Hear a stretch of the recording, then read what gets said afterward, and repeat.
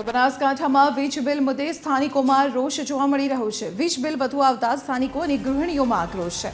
વીજ બિલ વધતા ગૃહિણીઓનું ઘરનું બજેટ ખોરવાઈ ગયું છે। ધાર્યા કરતાં વધુ વીજ બિલ આવતા ગૃહિણીઓએ પોતાની વ્યથા ઠાલવી હતી। છેલ્લા કેટલાક સમયથી વીજ બિલ સામાન્ય કરતાં વધુ આવી રહ્યું છે। વીજ બિલમાં વધારો ઝીંકાયો હોવાની ગૃહિણીઓને આશંકા છે। વીજ વપરાશની સામે અધધ વીજ બિલ આવતા લોકો ચિંતામાં છે। ત્યારે TV13 ગુજરાતીની ટીમ પહોંચી હતી ગૃહિણીઓનો મત જાણવા માટે અને ગૃહિણીઓએ જણાવ્યું કે વીજ બિલમાં વધારો કરી દેવાયો છે।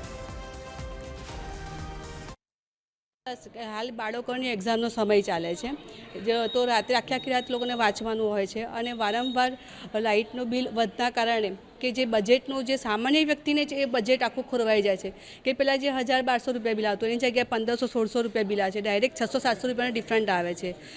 સામે એટલી ઇન્કમ નથી વધી અને સામે ખર્ચો વધી રહ્યો છે, એના કારણે આખું બજેટ ખોરવાઈ જાય છે એમનું।